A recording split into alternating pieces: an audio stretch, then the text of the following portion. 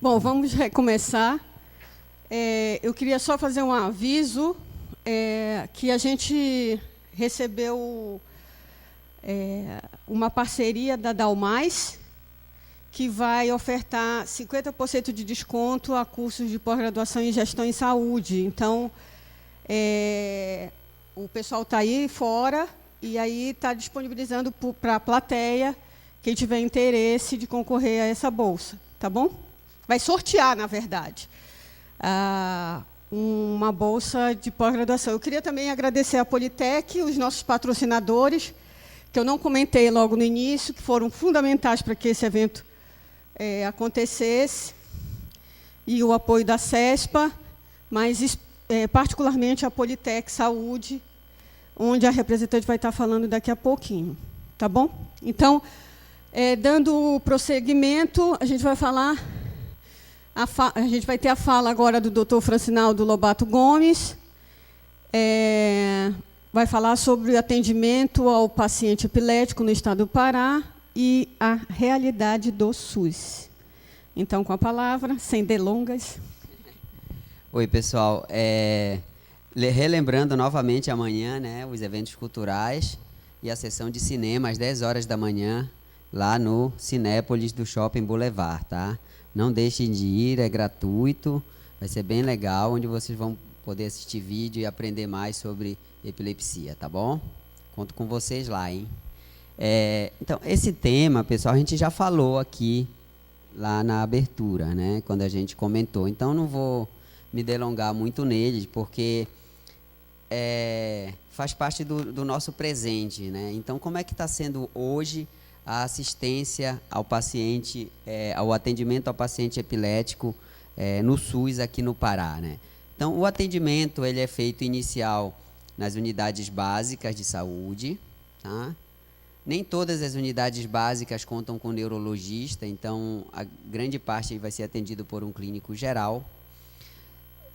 E às vezes existe alguma dificuldade, eu recebo pacientes em que o diagnóstico inicial é difícil, tá? E o tratamento inicial também é difícil. Então, o fluxo unidade básica de saúde. Ontem foi feito um treinamento de agentes comunitários de saúde aqui. Então, isso deve ajudar na identificação dos pacientes epiléticos. Por quê? Porque os agentes comunitários de saúde, o objetivo é que eles vão às casas das pessoas identificar quem é epilético ou não. Né? Porque eles, com o treinamento, eles já aprenderam a saber o que é uma crise, o que não é. Né? Nem toda crise epilética é aquela em que o paciente cai no chão e fica se batendo. Tem crises que dão de forma diferente.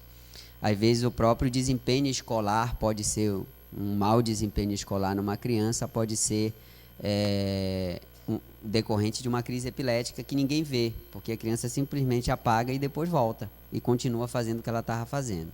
Então, eles foram treinados para isso. Então, com isso, a gente espera que o fluxo de pacientes aumente, porque tem muita gente que é epilético em casa e que nunca procurou atendimento. E com os agentes comunitários de saúde, eles devem procurar atendimento. O atendimento inicial é feito na unidade básica, onde o objetivo é fazer o diagnóstico e, principalmente, diferenciar o que é epilepsia do que não é epilepsia. Porque nem todo desmaio, nem toda queda no chão, nem todo abalo motor é epilepsia. Existem várias doenças que simulam epilepsia. Açúcar baixo no sangue, transtorno psiquiátrico, arritmia cardíaca, né? Várias situações dessas podem parecer que é epilepsia e não é.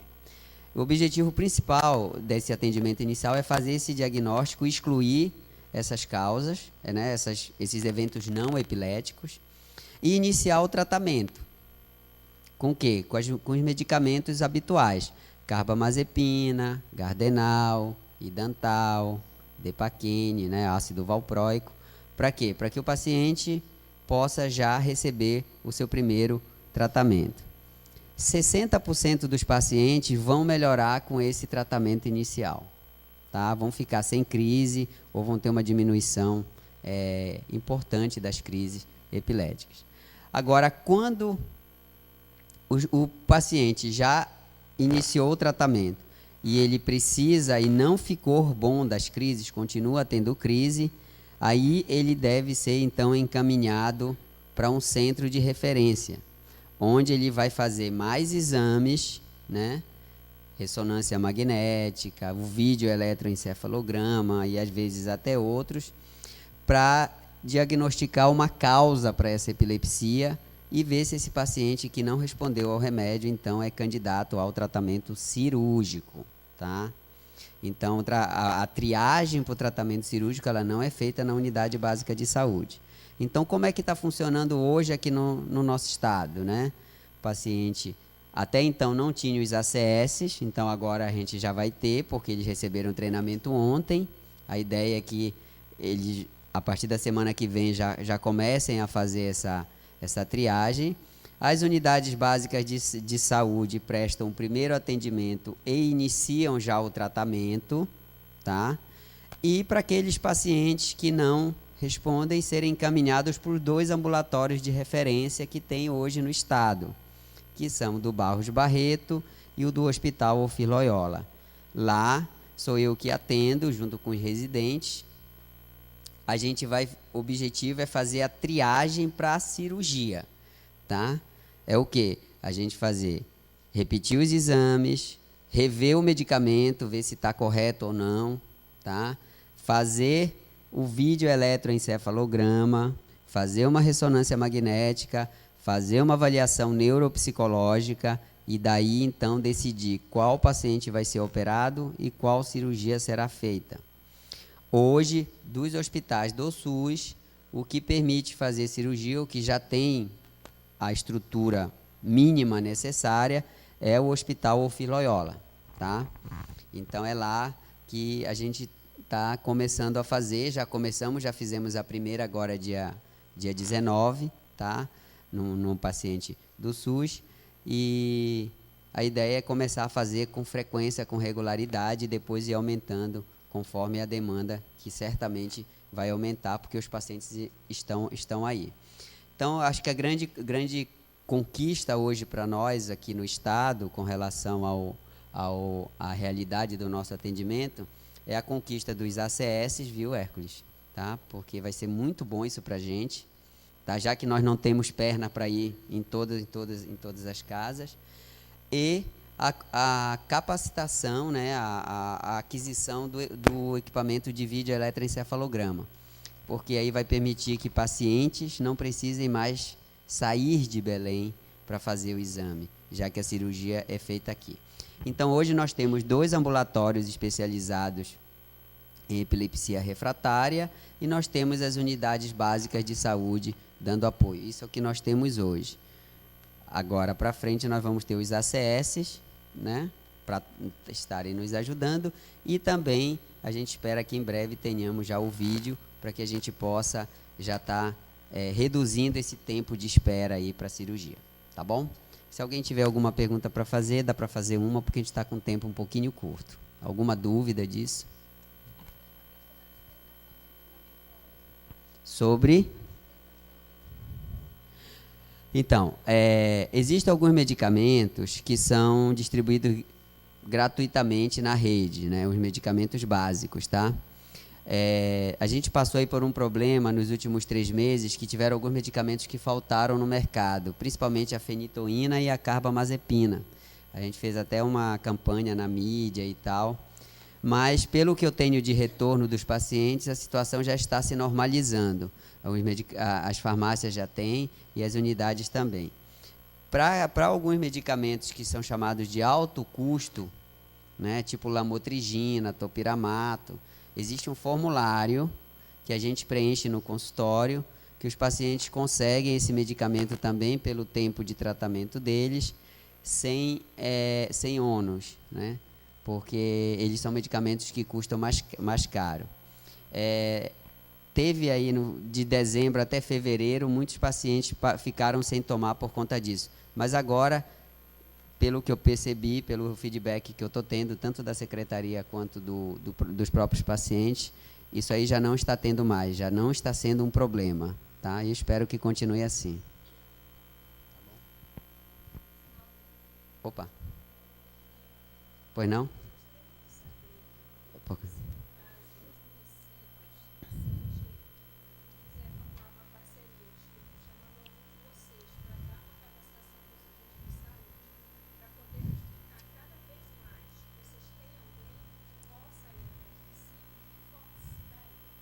Tá. Ah, que bom. Vocês participaram do treinamento ontem? Uhum. Sim, a gente. Hoje nós somos poucos aqui que dá o treinamento. Tanto que quem veio dar o treinamento foi o Hércules, né? Que trouxe inclusive uma equipe de lá da Paraíba para vir dar esse treinamento aqui, né? Hoje nós temos mais ou menos umas 4 ou 5 pessoas que a gente poderia contar para estar dando esse treinamento. Inclusive, se a gente precisar, a gente, né, conta com o apoio do Hércules também, por ser um paciente, por ser um paciente já operado, fica muito bom, tá? Mas a gente tem sim, a gente só precisa organizar a data, o dia para poder ir. Mas hoje já dá para a gente oferecer o treinamento sim para os ACS do interior do estado. Elaine?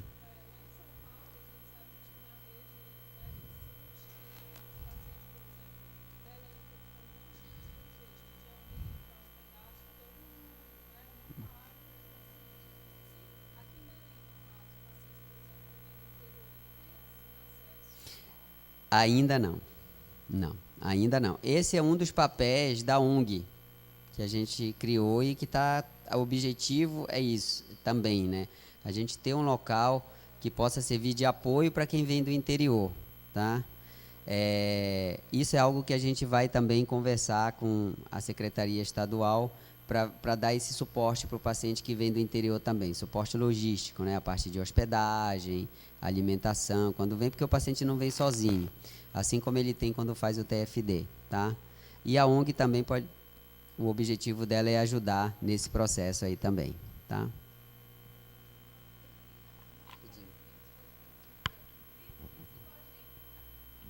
Tá. É que está um pouco fora do tema, mas assim, um dos diagnósticos diferenciais da epilepsia é exatamente histeria, né? Algum transtorno psiquiátrico, né? Que a gente chama de pseudocrise ou de crises psicogênicas ou de evento não epilético, né? Então, na verdade, a pessoa não está tendo uma crise epilética, ela está tendo um outro problema, um estresse, alguma coisa assim, e ela somatiza aquilo num evento que simula a epilepsia, né? E o exame de videoeletroencefalograma, ele se presta muito a isso, porque ele consegue diferenciar o que é epilético, por quê? Porque dá alteração cerebral, do que não é epilético, porque a pessoa tem um abalo muscular, mas ela não tem a alteração correspondente no cérebro, tá? Ok? A gente tem alguns casos aqui já, eu tenho pelo menos uns 5 pacientes assim, que achavam que eram epiléticos, quando na verdade eles estavam tendo transtorno de ansiedade, alguns casos graves de depressão e tal, que simulavam uma crise epilética, tá bom? Obrigado, pessoal. Vamos passar para a próxima, tá? Silene? Silene? Jéssica, quem que é? Então eu chamo aqui, doutora. Tá. Cleve, é você, né? Então, fique à vontade, então, tá? Você quer colocar sua apresentação? Eu quero colocar. Eu quero abrir primeiro um vídeo. Deixa eu dar pelo menos bom dia, né? Na minha primeira página. É o primeiro vídeo que eu quero colocar.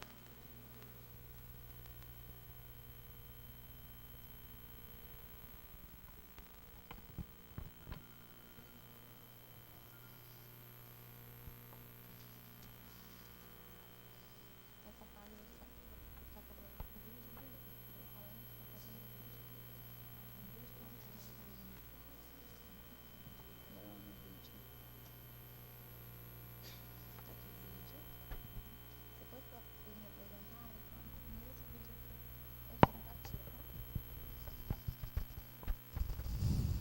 Gente, bom dia a todos. Queria aqui saudar a todos em nome do Dr. Francinaldo e agradecer por participar desse evento, né? Um evento tão importante para a sociedade. Então, assim, me sinto lisonjeada por fazer parte, integrar essa equipe, né? E aí a gente vai trazer um pouquinho, né, da humanização, né, focando também no acolhimento e também na qualidade de vida desse paciente. Então, para iniciar, a gente falou muito aqui, o senhor falou muito sobre preconceito e discriminação.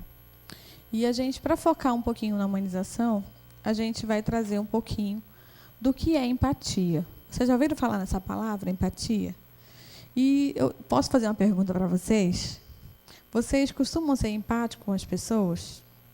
Então, vamos assistir um vídeo, tá? Que eu vou passar aqui para vocês, para entender que a empatia ela é despertada na infância, desde quando a gente convive, né, na família. Quando a gente fala em crises epiléticas, a gente também fala sobre respeito ao ser humano, que qualquer um de nós pode ser passível desse acontecimento. Então, bora prestar atenção no vídeo, quando ele traz uma referência de uma coisa que não tem nada a ver com a epilepsia, mas de mostrar como é que é o comportamento do ser humano. Pode soltar aí, por favor. É o primeiro vídeo lá.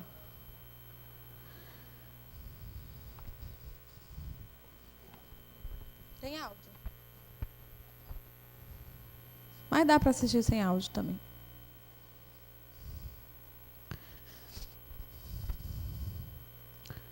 Tem um negócio na frente aqui. Volta, por favor, porque deu uma atrapalhada. Pode soltar o áudio.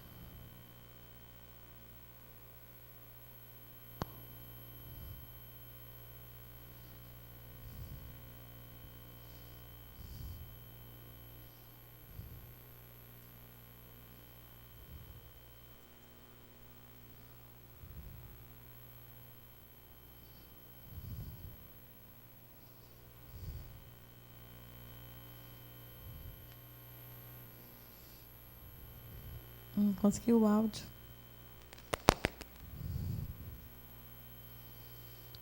Eu vou tentar explicar enquanto o áudio não chega, né? É um teste com as crianças, onde é colocada a criança e o pai, e eles estão tomando sorvete na mesa, né? Vê a criança, como ela começa a trabalhar a empatia, né?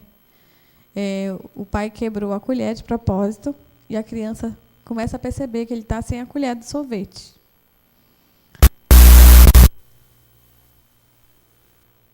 Conseguiu aí? Se tiver sem áudio, tudo bem, senão vai perder um pouquinho de tempo.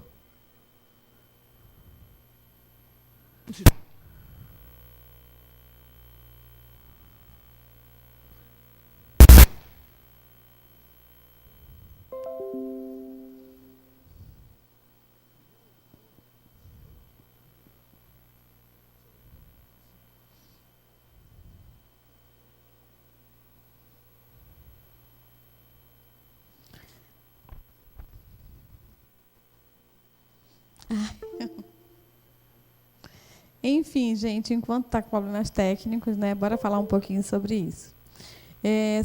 São crianças que são colocadas juntamente com os pais para avaliar se as crianças têm empatia ou não, né? Então, é dado sorvete para os pais e para as crianças e colocado na mesa, e o pai, a colher do pai quebra de propósito para ver como a criança vai reagir. E a primeira criança, ela oferece a colher para o pai, ela faz carinho. Quando ela percebe que o pai quebrou a colher, ela fica preocupada. Então, ela passa a mão no pai, como uma forma de acolhimento, né? E acaba integrando, doando a colher dela para o pai. As demais crianças, elas acabam não tendo essa condição de doar, né? De perceber que os pais também estão sem a colher. Então, demonstra desde cedo como uma criança ela percebe o cuidado para com o outro, né? Então, o que a gente está querendo colocar aqui é assim, que o cuidado para com o outro exige também de nós uma certa condição de empatia, né? Porque muitas vezes, quando eu percebi aqui, quando uma pessoa tem um adoecimento, né, ela se volta para a preocupação desse adoecimento, como uma experiência que ele colocou sobre ele. quando uma pessoa é cometida por um adoecimento, ele acaba, por sua vez, tendo uma atenção maior para esse adoecimento. É como se fosse nós também, por exemplo, quando a gente tem um adoecimento na família, alguém está doente na família, e aí um problema do coração, vou dar um exemplo assim, a gente se foca naquela condição para poder, de alguma forma, buscar meios para solucionar aquele problema. Então, o que eu quero colocar aqui é que, muitas vezes, quando o problema não é nosso... Pode pular, pode abrir meu slide, por favor. Quando o problema não é nosso, muitas vezes, a gente não se torna, né, empático diante da necessidade do outro. E a gente pensa que não é importante a gente cuidar daquela pessoa. Por quê? Porque a gente não está passando por isso, né? Então, a gente precisa, para falar um pouquinho de humanização, bora passando, por favor. Eu pergunto primeiro, assim, uma pergunta que eu gosto de fazer. Qual é o seu protagonismo na saúde? Né? A Política Nacional de Humanização, ela diz que todos nós somos protagonistas da saúde. E, quando a gente fala em protagonismo, a gente não fala só do ator principal, mas a gente fala de todos nós, que somos profissionais da saúde, que somos sujeitos inseridos na cidadania, como foi bem colocado aqui. Então, cidadãos comuns, usuários do SUS, residentes, alunos, acadêmicos, todos nós podemos protagonizar a saúde. Então, quando eu faço essa pergunta, é aquela pergunta que a gente fala assim: por que eu estou estudando? Por que eu estou fazendo uma academia? Qual é o meu propósito na saúde? Né? O que eu preciso alcançar em relação à produção de saúde na sociedade? Muitas vezes a gente pensa que produzir saúde só é o profissional da saúde, mas, muitas vezes, o paciente, ele é a primeira pessoa mais importante da produção de saúde, porque é ele que vai entender, de fato, quais são as necessidades deles. Então, desculpa, eu esqueci o seu nome. O João Hércules, por exemplo, ele contou toda uma trajetória de protagonismo. Você fez um protagonismo na saúde até chegar até aqui, nesse movimento aqui, porque era uma necessidade tão grande sua, que você foi buscando as portas, os caminhos, protagonizando políticas, né, que amparassem não só você, mas uma sociedade. Então, acabou sendo uma política pública de saúde. Então, o interesse não foi só você. Então, quando a gente pensa em humanização, pode passar, a gente não pode pensar só na gente, só na nossa condição de saúde, só no meu papel, só na minha condição, mas no todo, né? Então, a Organização Mundial de Saúde, ela define saúde como um estado de bem-estar físico, mental e social, e não somente a ausência de doença. Então, a saúde, ela não pode ser vista como um bem individual, mas é um bem coletivo. E essa saúde, ela deve ser assegurada a todos. Então, quando a gente fala em saúde, a gente também precisa pensar como esse indivíduo de epilepsia ele convive na sociedade, né? Como é que a gente consegue avaliar as condições dele nesse meio social? Aí se falou muito em estigma social aqui, discriminação. Então, a gente precisa, se existe, de fato, um indicador, né, dessa discriminação, desse estigma, a gente também precisa trabalhar essa condição de saúde, porque não é só tratando o adoecimento dessa pessoa, não é só tratando o tratamento patológico, né? Mas é tratando também as condições que esse indivíduo se insere e como ele se vê no papel de ser na sociedade, se ele se sente adoecido, se ele se sente doente, se ele se sente percebido enquanto doente, né? Então, bora passar. Então, o que é cuidado? Né? A gente colocou sobre o cuidado. O que é cuidado? Cuidado, gente, é preservar, é guardar, conservar, apoiar e tomar conta. Então, cuidado também é tentar promover o bem-estar e evitar que sofra algum mal. Então, quando eu também me posiciono diante de um adoecimento, né, no estigma social, por exemplo, eu também estou causando um mal. Então, quando eu falo em cuidado, eu não falo só em tratar, só assistir, só promover o cuidado assistencial, mas eu também falo no sentido de que eu tenho um papel fundamental de sinalizar, de notificar, de observar, né, as pessoas que estão ao meu redor. Quando a gente mora em um local, a gente convive com outras pessoas. E a gente passa também a conviver com o meio social. E, diante do nosso olhar, a gente também pode ser um sinalizador. Falou muito aqui em ACS, né? Será que é só os ACS que têm essa definição, essa atribuição de identificar e notificar quem está com epilepsia? Será que a gente não sabe alguém na nossa família? Será que a gente não sabe alguém dentro do nosso contexto social? Então, nós também temos que ser sujeitos, né, que podemos fazer a cogestão nesse processo. Uma vez que a gente estuda numa faculdade, a gente pode perceber que alguém tem algum tipo de comportamento que vai ser sinalizado com epilepsia, mesmo que a gente não tenha um conhecimento, mas aqui esse evento, eu queria dar parabéns até para vocês, que ele abre essa condição de sermos super importantes nesse processo, de fazermos a nossa cidadania, né? Então, pode passar. Então, o cuidado em saúde, ele requer atenção, tratamento, respeito e acolhimento ao ser humano. O cuidado de saúde é uma dimensão da integralidade de saúde. E quando a gente fala em integralidade de saúde, a gente não pode falar somente em tratar com medicação, né? A gente tem que falar olhando o sujeito como um todo, pensando que ele também é um ser humano que necessita de outros cuidados, né? Então, doutor, cadê o doutor Francinaldo? O doutor Francinaldo foi dar uma entrevista. Eu queria contribuir no meu olhar, né, dentro da Política Nacional de Humanização, sobre a condição da palavra triagem. Tá? Eu queria que fosse tirada dos conceitos de saúde.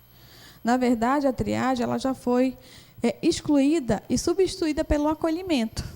Quando a gente fala em triar, a gente está exclusivamente dizendo que nós temos o poder de olhar para alguém e definir o que ele tem. Então, eu vou descobrir que ele tem uma epilepsia. Mas eu não posso olhar para o sujeito só como uma condição patológica.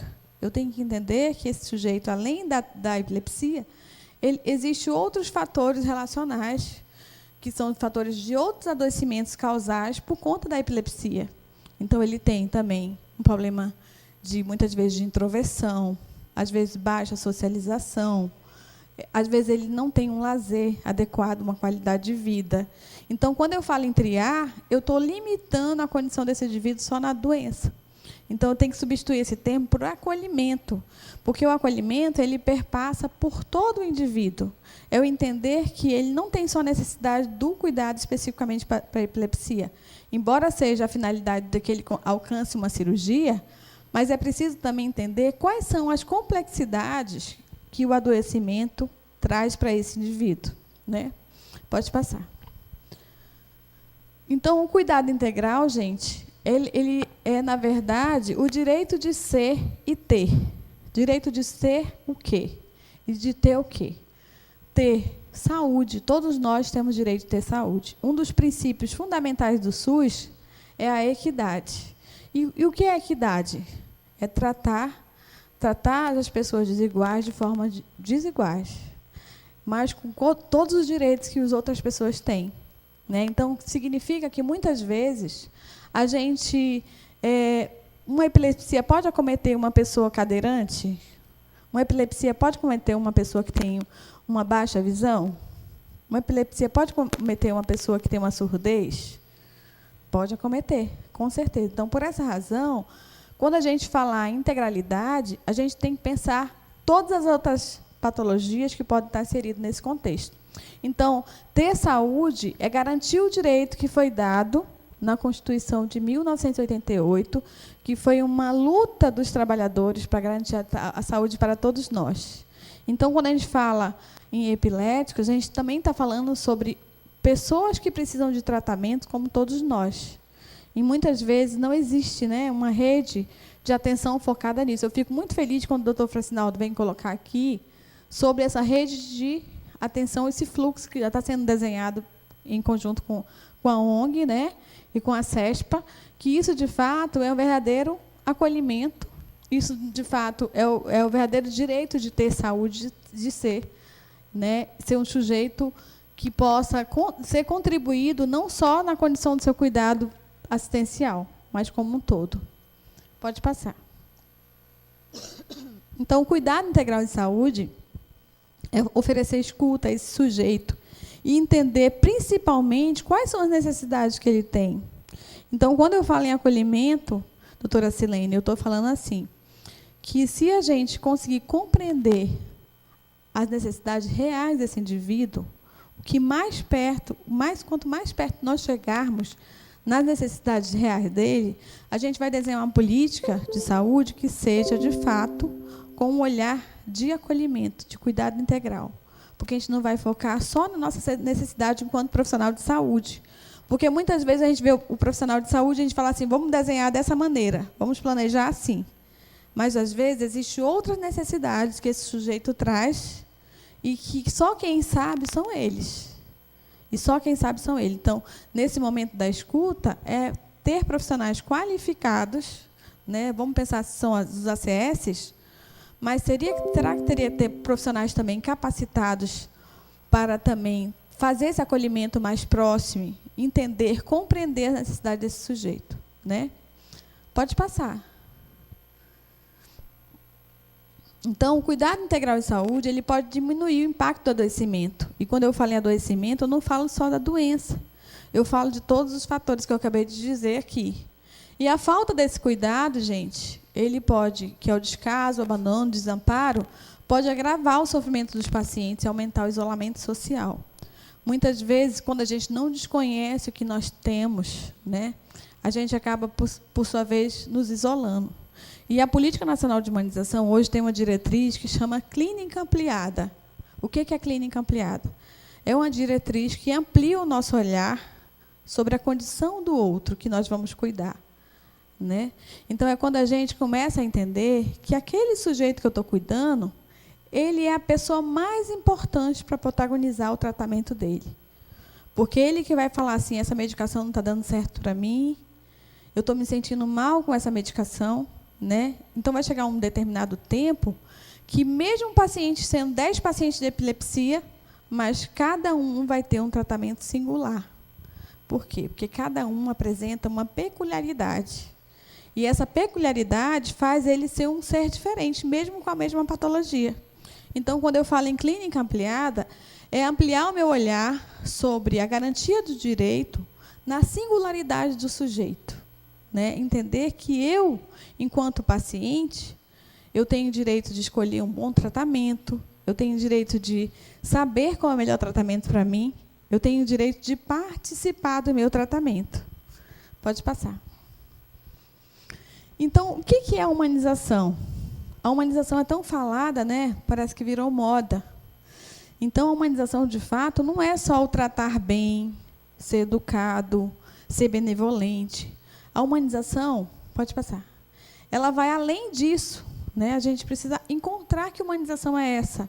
Às vezes, eu posso tratar um paciente que sofreu epilepsia com tanto carinho, olha, vou te tratar com muito carinho. Mas, se eu não der condições para ele significativas para que ele possa resolver a condição de saúde dele, eu estou sendo desumana, entendeu? Então, eu preciso apontar para essa clientela o fluxo de atendimento. Eu preciso fazer com que ele tenha consciência do que está acontecendo na saúde. Então, aqui nesse auditório, caberia muitas pessoas que sofrem da epilepsia, porque elas são as primeiras pessoas a pactuar os desejos e as suas necessidades, tá? Então, o que é a humanização? É a valorização dos diferentes sujeitos implicados na produção de saúde. Então, quem são esses sujeitos? Olha lá, são os trabalhadores da saúde, são os usuários, né? E são a gestão. Não adianta a gente fazer gestão e planejar a saúde se as pessoas que vão ser assistidas nessa saúde não participam. Então, para eu planejar uma boa saúde, eu preciso inserir essas pessoas para que possa pactuar a necessidade real dessa clientela. Pode passar. Então, a humanização também, gente, é o fomento da autonomia dessas pessoas e o protagonismo dessas pessoas, né? É o aumento do grau da corresponsabilidade. Eu também sou corresponsável na condição do meu tratamento.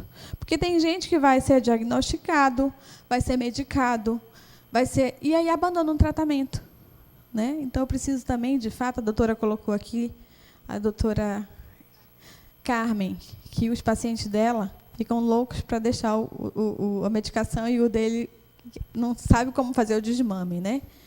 Mas o importante é entender que o aumento da corresponsabilidade desse sujeito é fundamental, porque eles também precisam saber o que eles buscam na vida dele, né? Não precisa ficar esperando só pelos promotores da saúde, que são os profissionais. eles também precisam sinalizar e buscar meios para que eles possam ter condições de saúde, né? Estabelecimento de vínculos solidários. É muito importante a gente formar associações com os nossos interesses em comuns, porque é a partir daí que é formulada as novas políticas de saúde, né? A identificação das necessidades sociais da saúde e a mudança dos modelos de atenção e gestão. Antigamente, quem planejava a saúde não podia executar, e quem executava não planejava. Então, acabou com isso. Hoje em dia, quem planeja é quem está também executando, e quem executa também tem que planejar, né? O compromisso com melhorias de condições de trabalho e atendimento. A gente também tem que oferecer aos trabalhadores de saúde condições e conhecimento do que eles estão tratando. Muitas vezes, os profissionais que estão lidando com tal temática não são capacitados para cuidar dessas pessoas. Então, é preciso fomentar a educação permanente em saúde, a educação continuada, para que as pessoas tenham capacidade técnica e também capacidade desse entendimento do cuidado. Pode passar. Então, a humanização ela traz princípios, diretrizes e dispositivos. Então, o princípio maior dela é o protagonismo, e a diretriz de maior relevância da humanização é o acolhimento. Pode passar. E um dispositivo ali é o tratamento terapêutico singular, como eu acabei de colocar, que nós temos que olhar para o sujeito na sua singularidade. Pode passar.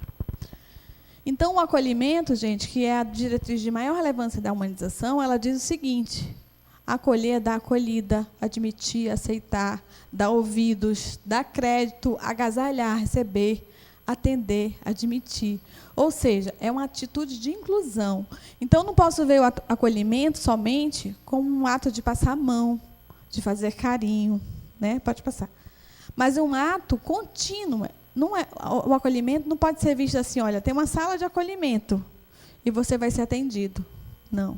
O acolhimento, ele perpassa por todos nós, por toda uma sociedade. Então, não tem espaço, não tem local. Ele é uma postura ética de todos nós, né? Desse modo, o que diferenciamos da triagem, viu, doutor? Que eu estava acabando de colocar, o senhor saiu. A minha contribuição aqui é tirar o termo triagem, porque a triagem ela vem mistificar a condição de fragmento, a condição do olhar que nós somos capazes, enquanto profissionais, de entender que nós podemos fragmentar o sujeito como um tipo de doença. Mas, na verdade, a gente tem que fazer o acolhimento. A palavra triagem foi substituída por acolhimento. Quando a gente fala em acolhimento, a gente fala integralidade do cuidado. A gente vai perpassar não só pela condição clínica, mas por todo olhar relativo às condições de saúde desse sujeito. Pode passar. Então, o acolhimento é um modo de operar os processos de trabalho de saúde, de forma a entender a todos os que procuram o serviço de saúde, ouvindo seus pedidos, analisando suas demandas, assumindo o serviço uma postura capaz de acolher, de escutar e dar respostas mais adequadas ao usuário e à rede social. Entendeu? Então, o acolhimento, gente, quando vocês ouvirem falar em acolhimento, não pensa somente como um ato de acolher, mas é um ato, é um processo contínuo. E ele não está só na porta de entrada. Muitas vezes falam assim, o acolhimento é na porta de entrada. Acabou isso. O acolhimento é a continuidade. Então, é a continuidade da rede, é o encaminhamento da rede, é a garantia da resolutividade de saúde, é a garantia do resultado do tratamento para o paciente. Então, a palavra que mais cabe com acolhimento é resolutividade. Bora passar. Então, a epilepsia já foi colocada aqui, que é uma doença neurológica.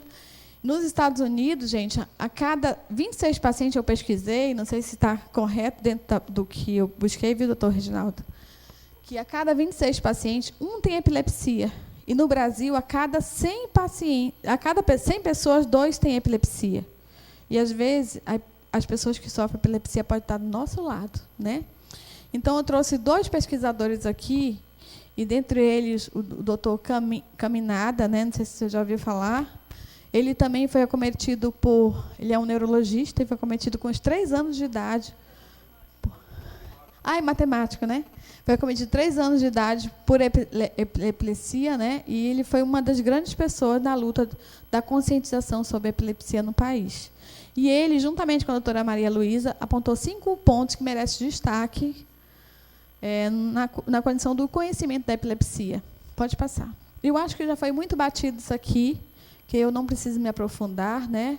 Vocês já entenderam que a epilepsia é uma doença não transmissível, que não afeta a cognição, não é uma doença mental, que ela existe vários tipos de manifestações, que o paciente não vai engolir a própria língua, e as pessoas com epilepsia podem e devem ter uma vida normal. Pode passar. Eu trouxe 10 cuidados fundamentais que você pode fazer para ajudar na hora da crise uma pessoa. Primeiro, deixar a pessoa respirar. Segundo, colocar um apoio debaixo da cabeça. Acho que já foi colocado isso aqui, né? Várias vezes. Mas se alguém quiser, depois eu posso estar passando. Pode passar, gente. E a humanização no cuidado a essas pessoas, eu trouxe algumas sinalizações que eu mesmo fiz, né? A primeira, quem sofre de epilepsia também sofre discriminação, desigualdade, exclusão social, desemprego, solidão e, por muitas vezes, depressão. E a gente precisa também cuidar desses adoecimentos, porque também o adoecimento não é só biológico, ele é biopsicossocial. Então, a gente precisa deixar de rotular, não ter preconceito ou discriminação. Muitas vezes, a gente rotula. Assim como foi colocado do passado, da epilepsia, eu me lembro que eu era criança e eu tive um primo que era epilético. E a gente não podia brincar com ele, nem chegar perto, né? Por quê? Porque ele podia babar e podia pegar a doença. Então, a gente cresceu com aquele medo de brincar com meu primo. Então, ele foi impedido de brincar. Então, estou colocando ali, estimular o brincar. Muitas vezes, a condição de a criança não brincar, simplesmente não brincar, ela não vai desenvolver nem a comunicação, nem a segurança, nem a autoconfiança, nem o autoconhecimento. Então, o simples brincar de uma criança vai desenvolver nela outras habilidades. Então, se eu tenho uma epilepsia e se eu olho para uma criança assim, ela vai ser impedida de viver e de ter as habilidades e provavelmente vai ter alterações neuropsicomotoras, né? Então, dar formação sobre epilepsia nas creches, né? Quantas crianças são deixadas nas creches e os professores e os tutores lá não são preparados para lidar com isso, né? Então, é importante também dar formação sobre epilepsia nas universidades, nas escolas, nas instituições públicas. Imagina a Santa Casa, que tem 3.000 funcionários. Não tem uma notificação de quantas pessoas sofrem epilepsias. Quantos são escondidos? Né? Quantas pessoas se calam? Né? Então, dá um treinamento. Será que nós temos que dar um treinamento para 30% dos profissionais de cada hospital? Já é uma boa demanda, né? Estimular também, incluir como parte da sociedade, dar emprego. Falaram muito sobre cidadania aqui, né? Muitas vezes, só de ser epilético não tem a garantia do emprego. Capacitar professores, criar campanhas educativas nas escolas, nas faculdades, apoiar a pesquisa com base em evidências e novas investigações, pensar em estratégias coletivas para garantir políticas públicas resolutivas de direito à saúde. Pode passar. Entender que a epilepsia acomete crianças, jovens, adultos e idosos. Imagina quantos idosos não têm o acesso e quantos idosos são discriminados só pela condição de ser um idoso.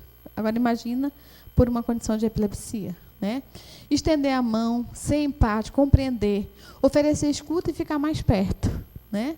Oferecer cuidado, humanização, acolhimento, garantindo informações sobre o direito integral à saúde e acesso na rede de cuidados, incluindo acesso à medicação.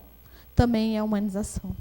Socorrê-lo na hora que precisar, mostrar-se calmo e solidário.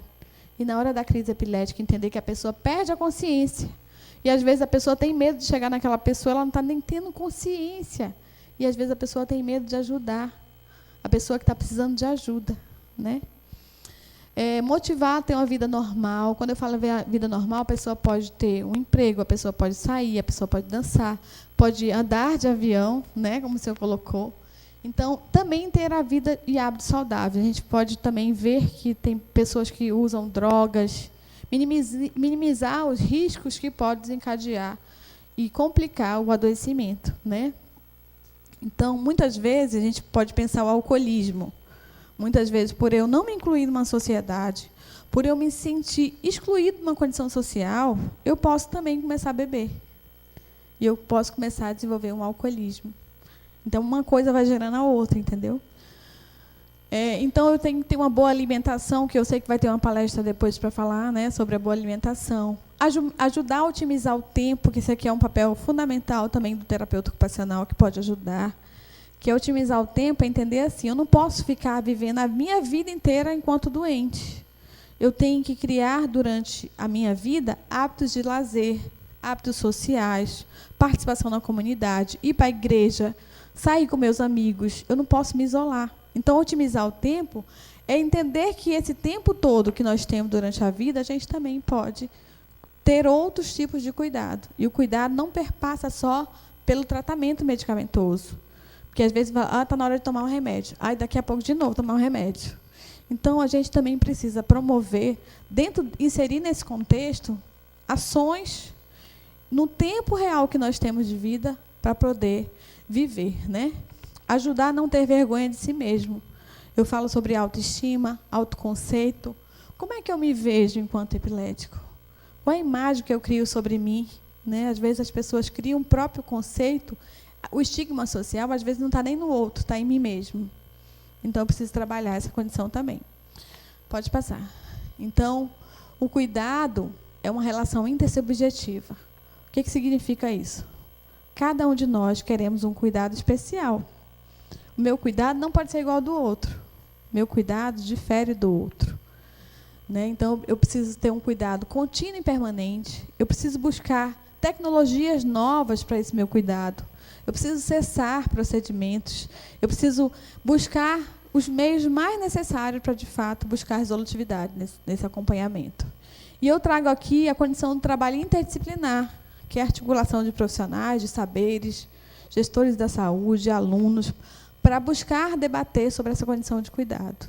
E pensar assim, como é que a gente pode fortalecer hoje, dentro da rede de formação, a conscientização do aluno, né, para que ele possa ter a compreensão melhor sobre o sujeito, e aí sobre as doenças epiléticas.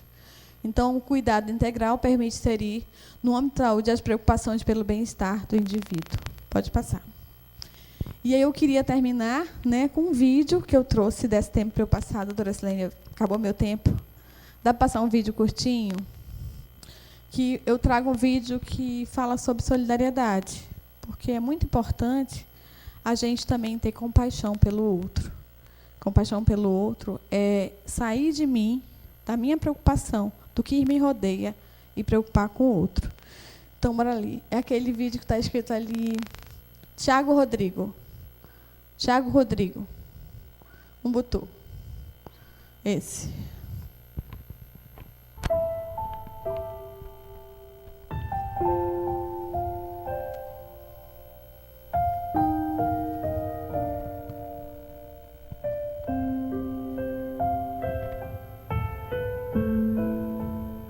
Antropólogo estava estudando os usos e costumes de uma tribo africana quando, ao final dos trabalhos, propôs uma brincadeira às crianças da região. Colocou um cesto cheio de doces embaixo de uma árvore e propôs uma corrida. E disse, olha, quem chegar primeiro leva o cesto. As crianças se alinharam prontas para correr e, quando elas estavam prontas para correr, ele disse já. Todas deram as mãos e correram juntas até a árvore, pegaram o cesto juntas e comemoraram juntas. O antropólogo olhou curioso para aquela situação e uma das crianças olhou de volta para ele e disse, Ubuntu, tio.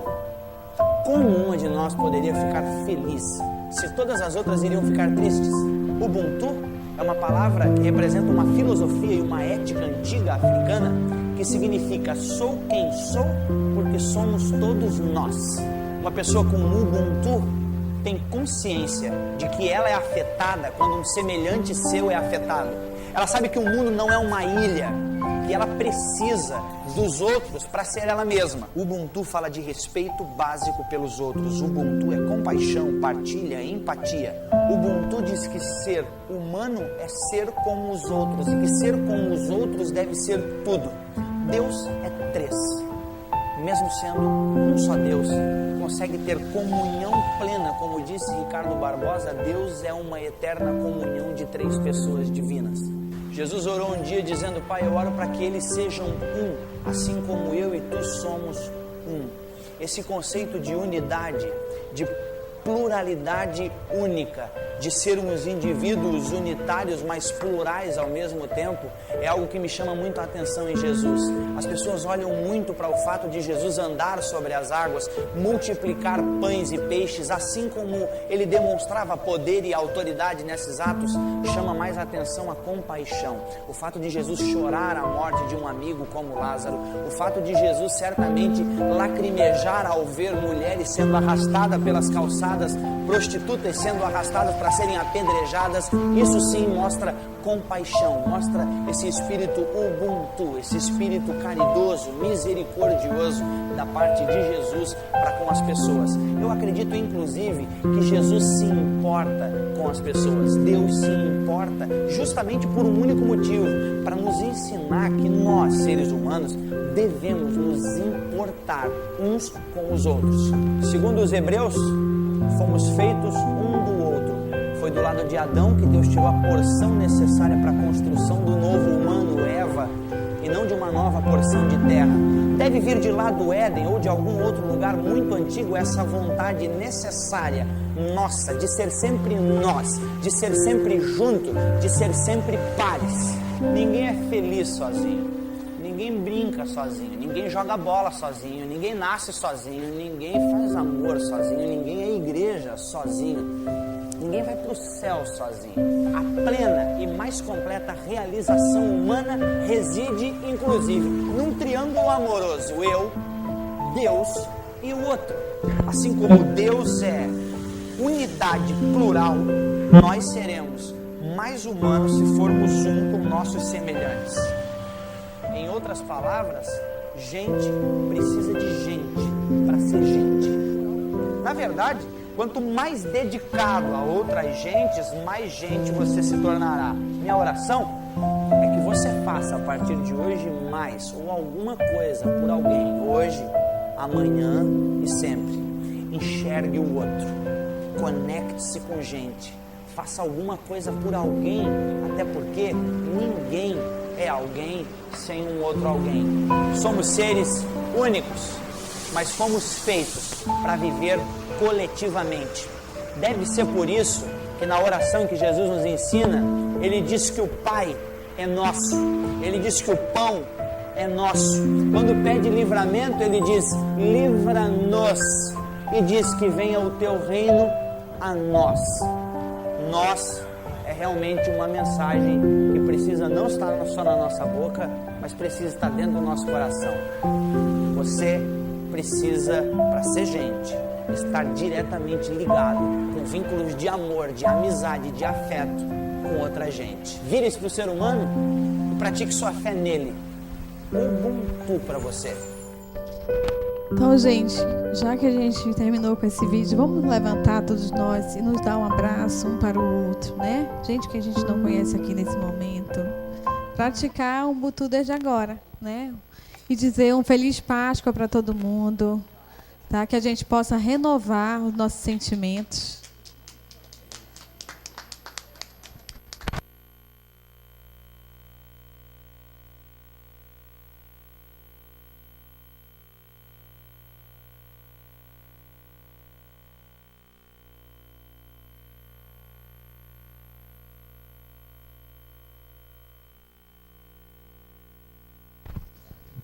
Obrigada, doutora Clévia. Estamos no sentido acolhidos e também eu queria falar que a nossa organização agora vai acolher, na verdade, se propõe a acolher todos que estejam interessados, não somente em saber mais de epilepsia, mas também aos pacientes e às famílias que estão aqui presentes. Por favor, encontrem na ONG um local de acolhimento, que com certeza a gente vai estar lá. Oi? Ótimo, roda de conversa. E falando também, aproveitando, fazendo um comentário, a doutora Clévia não teve tempo de explicar um pouquinho sobre como atender um paciente com epilepsia. Muito bem, amanhã, aqui embaixo, no hall do Centur, entrada franca, traga uma família, criança, vai ter atividade para todo mundo. a partir das 8 da manhã, vai ter o nosso Purple Day antecipado. Vai ser aqui embaixo, no hall do Centur, e nós contamos com a presença da Cruz Vermelha. A Cruz Vermelha vai montar lá a barraca da Cruz Vermelha, e na Cruz Vermelha eles vão auxiliar qualquer pessoa que queira saber como fazer, como lidar com pacientes epiléticos. Tá? Essa é a nossa contribuição da CESPA, da Santa Casa aqui. Então, por favor, já estão convidados amanhã, a partir das 8.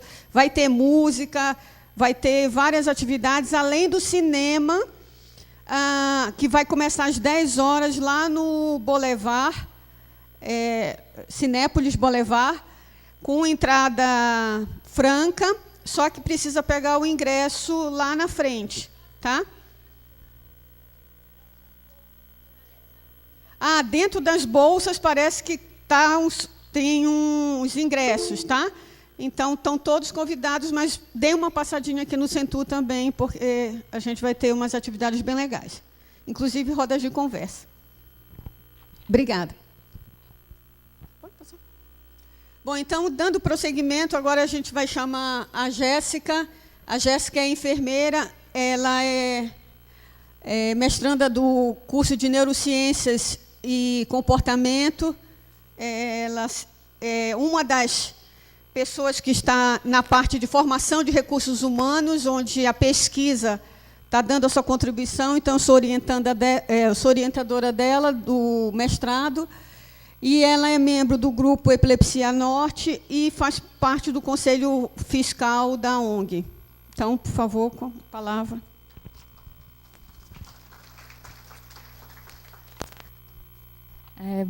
Bom dia a todos. Como a professora Silene me apresentou, o meu nome é Jéssica Gama, eu sou mestranda em Neurociências e Comportamento e membro do Grupo Epilepsia Norte e da ONG Iluminando a Vida. Nesse curto tempo, eu vou tentar mostrar um panorama da epidemiologia no estado do Pará. Bem, a epilepsia ela é caracterizada pela predisposição permanente do cérebro em gerar crises epiléticas, espontâneas e recorrentes. Tá? Eu coloquei crises epiléticas e não convulsivas porque, como vocês já viram anteriormente, não existe só crises convulsivas. As crises epiléticas elas se apresentam de várias formas. Tá? E, a partir do momento que esse cérebro se torna predisponente a ter essas crises passam a ser espontâneas, tá? Não tem nenhuma causa externa que faça com que a pessoa tenha essa crise, e recorrente, então a pessoa sempre está apresentando essas crises epiléticas. E a epilepsia ela tem consequências neurobiológicas, cognitivas e sociais. Bem, o processo de epileptogênese, que seria o processo pelo qual um cérebro que é tido como normal, passa a ser predisposto a gerar essas crises, ele é chamado de epileptogênese. Tá? E esse processo de epileptogênese ele é influenciado por várias causas, como anomalias cerebrais, hemorragias cranianas, tumores cranianos, traumatismos cranianos, crises febris, que são aquelas crises provocadas por febre alta. Tá? Todo mundo tem um receio que a pessoa tenha uma febre alta por causa que ela pode convulsionar. Então, essas crises febris podem ser um fator desencadeador da epileptogênese. E também são infecções cerebrais, como a meningite, que é muito comum também no nosso estado. E também a anóxia durante o parto, que seria quando a criança não consegue respirar, então ela não tem oxigenação durante o parto. Tá? Não tem aquelas crianças que as pessoas falam que nasceram roxinhas. Então, essas crianças elas tiveram anóxia, tá? E essa anóxia é um fator desencadeador da epilepsia, da epileptogênese. E esses fatores todos eles podem estar sendo modulados por fatores genéticos, epigenéticos, que são relação com o meio ambiente, e o uso de drogas. Bem, de modo geral, a nível mundial, a epilepsia ela atinge cerca de 1% da população mundial. Tá? E, segundo o dado da ONU de 2017, no mundo tem 7,6 bilhões de pessoas. Tá? Então, se essa epilepsia está atingindo 1% da população, então, no mundo, nós teríamos cerca de 76 milhões de portadores de epilepsia.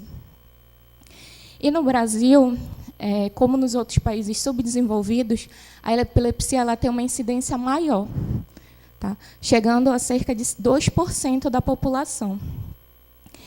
E o último dado do IBGE de 2016 trouxe que o Brasil tem cerca de 207 milhões de pessoas. Então, se 2% da população está sendo atingida pela epilepsia, são portadores de epilepsia, então nós teríamos cerca de 4,2 milhões de portadores no Brasil. E o estado do Pará vai continuar com esse 2%, tá? Já que ele está integrado no Brasil.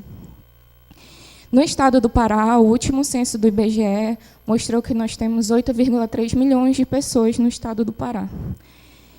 Isso geraria cerca de 160 mil portadores de epilepsia aqui no estado. Então, é muita gente com epilepsia no estado do Pará. Bem, ano passado eu apresentei esse dado que eu encontrei no DataSUS. Então, está aqui a importância de fazer a notificação desses novos casos, porque faz com que a gente possa observar um panorama melhor de quantas pessoas tem no estado do Pará com epilepsia e como focar a assistência para que essas pessoas sejam atendidas. Então, ano passado eu apresentei esse resumo no simpósio de neurociências e comportamento, e o que foi que eu vi? Analisando a base de dados do DataSUS, tá? Para quem não conhece, é uma base de dados que tem dados de notificação de várias doenças e várias morbidades. Tá? Então, se vocês quiserem acessar, é uma base livre que são resgatadas essas notificações de pessoas com essas doenças. Então, eu fiz esse estudo e o que eu encontrei? Em relação à região norte, o Pará apresentou o maior índice de pessoas com epilepsia. Tá? Então, de toda a região norte, o Pará apresentou 43% dos casos notificados de epilepsia. E o que eu achei muito interessante foi como esse dado aumentou do ano de 2010 até o ano de 2015. Então, houve uma melhor notificação desses casos de pacientes com epilepsia. Então, no ano de 2010, nós tínhamos 8.334 casos, e no ano de 2015, chegou a 35.180 casos. Mas vocês não estão achando algo diferente? Anteriormente, eu falei que, muito provavelmente, teriam cerca de 160 mil epiléticos. Então, tem muita gente subnotificada. Então, a gente chama mais atenção ainda para as pessoas que estão nas unidades de saúde, as ACS aqui, que estão representando essa atenção primária, é importantíssima para a notificação dessas pessoas, para que nós possamos ter um vislumbre do cenário de de quantas pessoas têm epilepsia no estado. Outra epidemiologia importante na epilepsia, vocês viram que é uma doença que tem uma incidência muito grande na população. Como foi falado, às vezes a gente não tem a noção de quantas pessoas têm epilepsia, porque essas pessoas se escondem e não falam que elas têm epilepsia. Então, se você for fazer, depois que eu comecei a estudar no mestrado, epilepsia, eu comecei a prestar atenção. Quantas pessoas falavam que tinham crises, quantas pessoas tinham convulsão. E como eu falava que eu estava fazendo mestrado em relação à epilepsia, eles começavam a falar comigo, né? Então, eu vi a quantidade de pessoas próximas a mim que eu não tinha noção que eram epiléticas. E, por ter esse alto índice, um dado que chama bastante atenção é a alta mortalidade dos pacientes com epilepsia. Em países ricos, as pessoas com epilepsia ela têm a taxa de mortalidade de 2 a 5 vezes mais que a população em geral. Então, as pessoas nos países ricos que têm epilepsia, elas têm até 5 vezes mais chance de vir a óbito do que o resto da população. E nos países pobres, as pessoas com epilepsia, elas têm a taxa de mortalidade de até 37 vezes mais do que o resto da população. Então, olha quanto é alta essa taxa de mortalidade de pacientes epiléticos. E essa taxa ela é muito maior entre as pessoas de 10 e 29 anos. Tá? E os maiores índices de mortalidade são nos primeiros anos após o início das convulsões, após o início das crises epiléticas. Então, isso é muito importante, porque se essa pessoa não sabe que ela é epilética, ela não foi diagnosticada, ela não teve um acesso a um atendimento, ela está num período que é muito crítico em relação à mortalidade. Tá? Então, a importância de saber que essa pessoa epilética é muito grande. Você está prevenindo uma vida, você está prevenindo que essa pessoa não venha a óbito. E essa alta taxa de mortalidade ela é associada a comorbidades. Tá? Os pacientes epiléticos eles sofrem de várias comorbidades, como comorbidades psiquiátricas, há afogamentos. Imagina você estar nadando, aqui no interior do Pará tem muito isso, o pessoal nada muito nos igarapés, tá? E você pode estar nadando e você tem uma crise e você não consegue mais sair dali. Então, é muito forte também essa taxa de mortalidade por afogamento e por status epiléticos, que é uma condição de urgência e emergência. Tá? A crise epilética ela dura em torno de alguns segundos. Então, quando essa pessoa começa a apresentar uma crise por mais de 5 minutos, ela está entrando no status epiléticos. Tá? Esse status epiléticos a pessoa tem que ser encaminhada urgente para um serviço de atendimento de urgência e emergência, porque naquele momento ela está correndo um risco altíssimo de vir a óbito. Então, olha a importância de vocês estarem perto de alguém e essa pessoa está apresentando uma crise e vocês saberem disso. Tá? Outra coisa que acontece muito com os pacientes epiléticos são as mortes súbitas e inesperadas. Ou seja, a pessoa está tendo um dia normal da vida dela, tá? E ela pode ter uma crise ou não e vir a óbito. E ninguém sabe muito bem a causa dessas mortes súbitas e inesperadas. Tá? E essa SUDEP, que é a sigla em inglês dessas mortes súbitas e inesperadas, elas aumentam com a cronicidade e a refratariedade.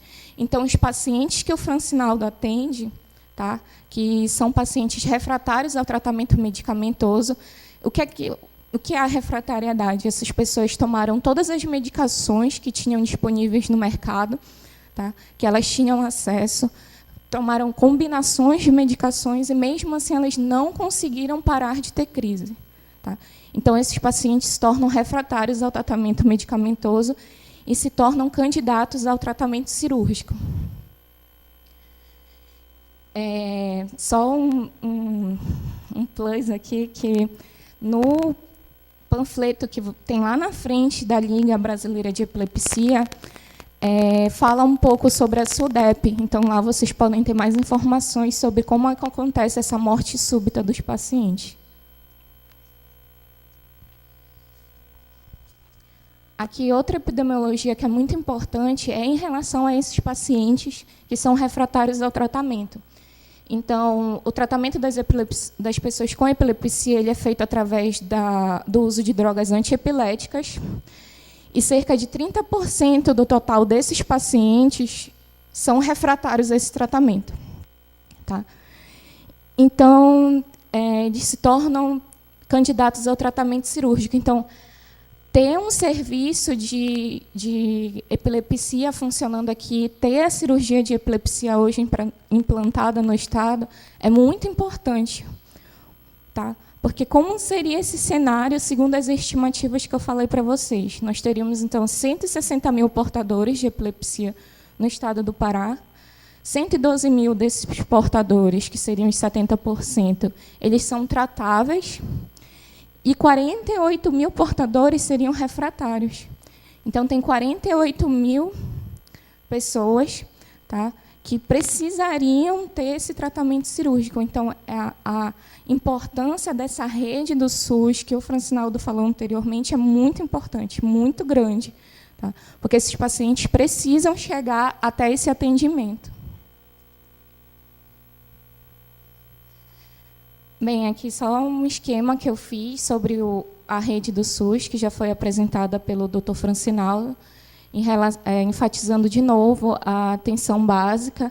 Esses pacientes não podem ir diretamente ao ambulatório, tá? Eles têm que ser encaminhados na atenção básica para os serviços secundários e terciários, tá, de saúde, que se enquadram nos hospitais. E hoje tem 3 ambulatórios de referência, que é o ambulatório do Hospital João Barros Barreto, tá, que tem um ambulatório de epilepsia, onde se encontra o Dr. Francinaldo, o Dr. Eric.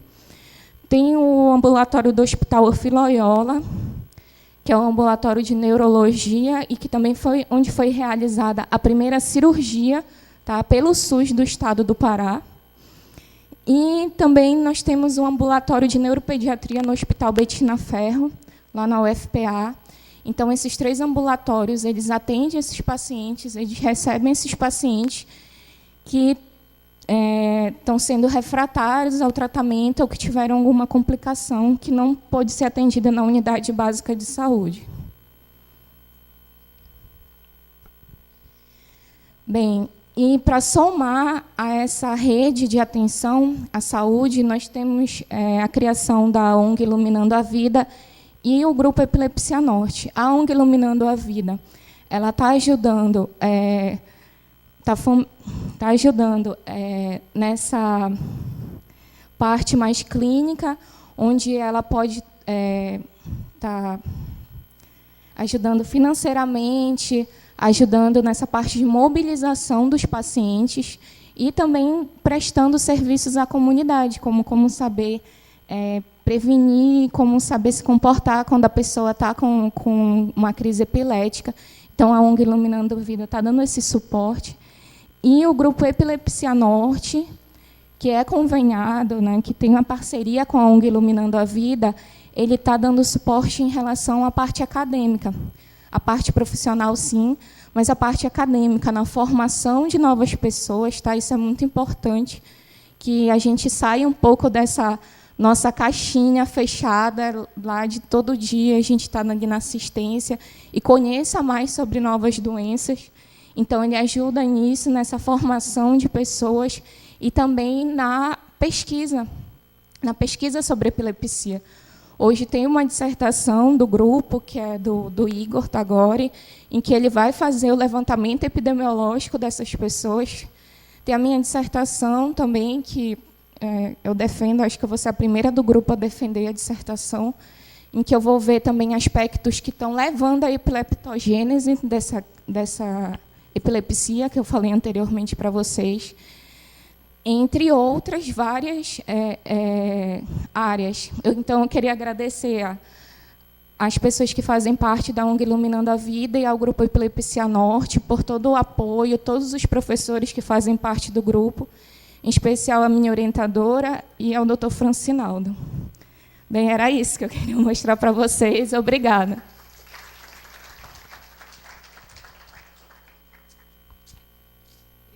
Obrigada, Jéssica. Alguém tem alguma pergunta rápida para a Jéssica? Tem? Cleve?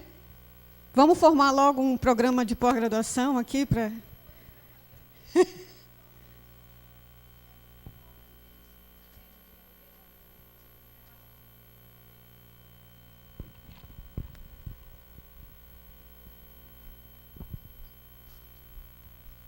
Aos pesquisadores, aos alunos que estão aqui de faculdades, né? Tem uma teoria também, gente, que é a teoria da representação social de Moscovici, tá? É uma teoria também que busca a concepção da pessoa sobre o que ela tem. Então, é muito importante se a gente também fundamentar as pesquisas para fazer coleta de dados com as pessoas que sofrem epilepsia. Qual é a concepção que ela tem sobre adoecimento, sobre ela ser uma pessoa portadora de epilepsia? Seria muito interessante. Eu queria parabenizar por todos os seus dados. Eu acho que é muito fundamental eles serem divulgados mesmo na rede, na mídia. Nós temos hoje, dentro do cenário da humanização, uma rede que chama Rede Humaniza SUS, que ela é do Ministério da Saúde, um blog do Ministério da Saúde, viu? E você pode, qualquer profissional, qualquer indivíduo pode se cadastrar na Rede Humaniza SUS. Ela é online, é como se fosse um Facebook da saúde. E aí você vai e leva todas as informações, que eu acho que essas informações elas são cruciais. Eu sei que é uma pesquisa, né? Mas assim, a partir do momento que você defender sua pesquisa e conseguir trazer os resultados, eu acho que é fundamental a gente divulgar na rede nacional. Isso aí. Bom, pessoal, eu sei que a gente está atrasado, mas eu queria mais meia hora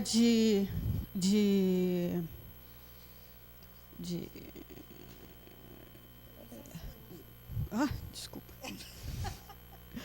Meia hora de colaboração para a gente assistir a palestra da doutora Joelma.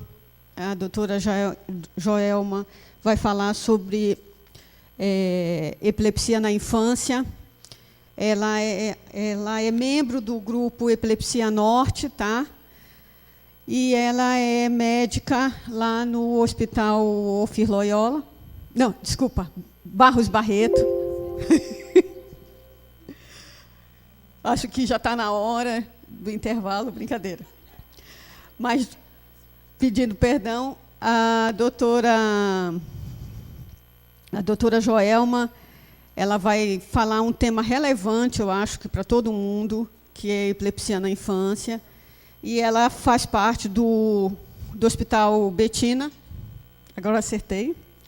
E, por favor, sem delongas, vamos assistir à apresentação. Obrigado pela presença. Lembrando que, depois da apresentação dela, a gente vai ter retomada das atividades às 14h. Tá? Então, eu sei que o tempo está curto, mas a gente vai tentar, a partir das 14h, não atrasar. Tá? Ok? Obrigada. Bom dia, né? Já quase boa tarde, praticamente. Já é boa tarde, né? Eu queria agradecer o convite, né, para poder participar aqui do evento, ao Francinaldo, a doutora Silene também. E eu acho que vou tentar ser o mais sucinta possível, é um desafio falar em pouco tempo sobre epilepsia na infância. Eu sou neuropediatra, a minha formação foi aqui em Belém, né, eu fiz pediatria aqui em Belém, fiz neurologia pediátrica na Unifesp em São Paulo, fiz mestrado e doutorado lá, e voltei para cá e hoje assumi como neuropediatra o Hospital Betina Ferro. E sou docente também do curso de medicina da UFPA. Inclusive, tem vários alunos meus que eu já identifiquei. Aqui, rapidamente, eu vou falar algumas coisas, assim, passar alguns slides de um modo mais rápido, para não ficar muito repetitiva, porque eu acho que já houveram várias definições, conceitos, já falaram em outras aulas. Eventos paroxísticos, ou seja, eventos que se repetem, né, frequentemente, eles podem ser divididos tanto em epiléticos como não epiléticos. Dentre os não epiléticos, existem os de origem fisiológica. Tem pointer? De origem fisiológica e origem psicogênica também. Aqui na frente. Certo. Como o público envolve também estudantes da graduação, eu coloquei alguns conceitos que eu posso passar rapidamente para não... Aqui é convulsão. Convulsão é definida como uma crise, né, epilética, mas de uma origem, de um fenômeno mais motor. Acho que todo mundo já viu em outros conceitos, em outras aulas. Epilepsia, qual seria o conceito? É um distúrbio cerebral caracterizado por uma permanente predisposição de gerar crises, né, de crises epiléticas e, por consequências, suas consequências biológica, acho que não está falhando. Crises epiléticas, né, sinais e sintomas transitórios devido a uma atividade anormal, excessiva ou síncrona de neurônios cerebrais. Crise epilética única. Crise epilética única seria aquela primeira crise espontânea que um paciente apresenta. Isso é muito importante quando a gente estuda epilepsia, porque nem toda, né, uma crise epilética, como eu estou falando, única, vai se transformar numa epilepsia. Pode ser que o paciente nunca mais apresente e esse seja o seu único evento. Pode se caracterizar por uma ou várias crises epiléticas desde que ocorram em um período de 24 horas. Então, essa definição é de extrema importância. Síndrome epilética seria o conjunto de sinais e sintomas caracterizado pela presença de crises epiléticas frequentes que levam ao comprometimento do desenvolvimento neurológico. Posteriormente, eu vou falar sobre uma entidade conhecida como encefalopatias epiléticas, né? Principalmente quando a gente fala em epilepsia na infância. Aqui, né, aqui é uma definição sobre epilepsia, eu acho que já foi, não sei se foi abordada, mas pelo menos o que define? Pelo menos 2 crises não provocadas ou reflexas, ocorrendo em intervalo superior a 24 horas, uma crise não provocada ou reflexa e uma probabilidade de crises subsequentes semelhante a um risco geral de recorrência, né, após 2 crises não provocadas, pelo menos não ocorrendo nos próximos 10 anos, o diagnóstico de uma síndrome epilética, se for o caso, e a epilepsia é considerada resolvida para indivíduos que tiveram uma síndrome epilética idade dependente, mas agora passaram a idade vulnerável, ou aqueles que permaneceram livres de crise pelo menos 10 anos, sem medicações antiepiléticas pelos últimos 5 anos. De epidemiologia, as crises convulsivas são a manifestação neurológica mais frequente em pediatria. Respondem por cerca de 1 a 5% dos atendimentos de emergência, excluindo os traumatismos crânioencefálico. Cerca de 80% das crises agudas cessam antes do atendimento médico. Então, é muito comum, né, os familiares chegarem no pronto atendimento em pediatria e a crise já cessou, né, e a criança já chega sem apresentar crise epilética. A epilepsia é uma doença que costuma ter o seu início na infância ou na adolescência, na maioria dos casos. Das crianças, 60% teve a sua primeira crise até os 3 anos de idade, e a grande maioria no primeiro ano de vida, e da população geral dos epiléticos, quase 90% desenvolveu seus sintomas antes dos 20 anos de idade. Estima-se que a prevalência durante a vida esteja em torno de 2 a 5% da população geral. E o risco total para que uma criança desenvolva epilepsia, se um dos pais for epilético, está em torno de 2 a 3%, mas se ambos têm a doença, o risco já sobe para 25%.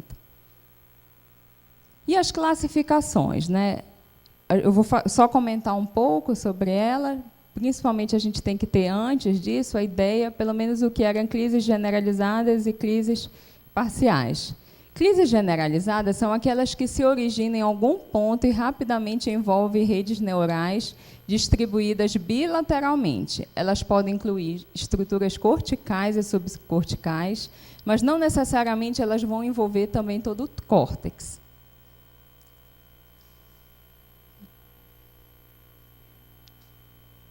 Quais seriam os tipos de crises generalizadas? Tônico-clônica, ausência atípica, mioclônica, tônica, clônica e atônica.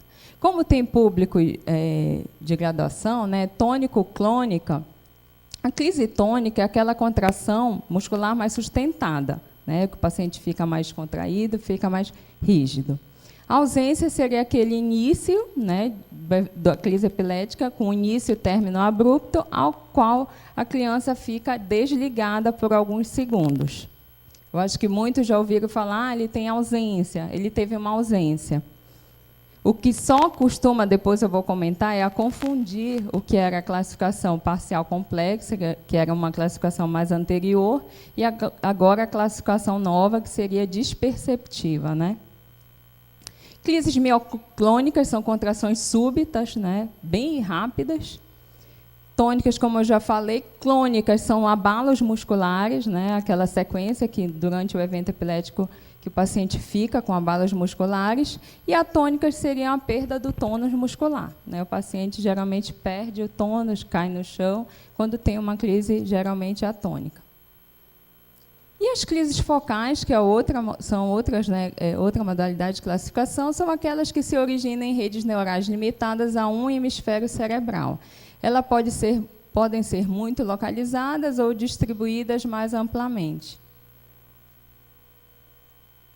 E a ILAI, que é a Liga Internacional contra a Epilepsia, em 1989, definiu uma classificação que ficou durante muito tempo sendo utilizada por nós neuroclínicos, né, e os médicos também, de modo geral, que seriam parciais ou focais, como eu já expliquei, e as crises generalizadas.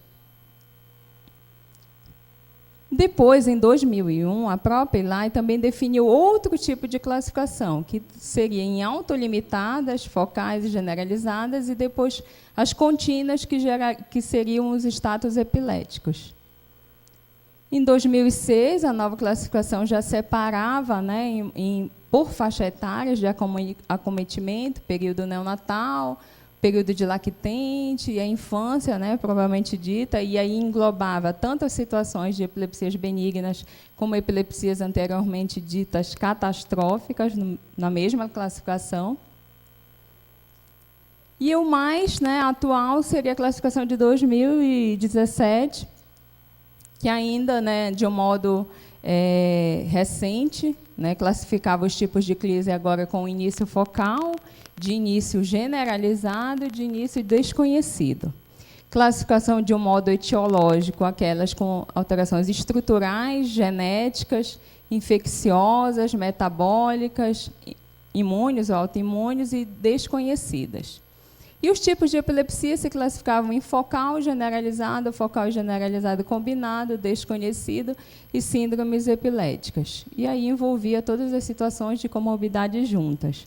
A gente está tendo, assim, ainda desafiador, principalmente para nós professores, porque a gente trabalhava com uma classificação e agora o aluno está numa classificação que eu considero até um pouco mais complexa para quem está iniciando, né? E aí, dentro desse esquema da ILAI de 2017, existe um esquema que a gente fala simplificado, que o início era focal, que até anteriormente, o que eu já falei para vocês das crises parciais ou focais, é o que a gente dividia entre simples e complexa. Agora, a gente fala perceptivas e desperceptivas, né? Quando ocorre alteração, algum envolvimento do grau de consciência, que fala agora em percepção, né, do ambiente. E aí são classificadas de início motor, de início não motor, início generalizado classificada como as motoras, tônico-clônicas, outras motoras, as não motoras, que seriam ausências, e o início desconhecido, né, motores e não motores, que seria aquela parada comportamental. O que é muito confundido hoje, atualmente, é quando um paciente tem uma crise de ausência e quando esse paciente de início focal tem uma crise desperceptiva. Então, isso é muito confuso. É muito comum, por exemplo, pedir avaliação. Nós, neuropediatras, a gente chega numa maternidade ou tem um bebezinho, ele teve uma crise de ausência. Depois a gente vai ver que não é nem faixa etária para ter crise de ausência. Então, é muito comum a confusão entre início focal sendo desperceptivas com não motoras generalizadas ausências. O esquema expandido mostra agora a subdivisão, né, de acordo com o fenômeno motor, não motor, motoras, inícios desconhecidos, e aqui era o focal, que a gente dizia que evoluindo secundariamente para a generalização, que mudou o termo, agora é focal evoluindo para tônico-clônica bilateral.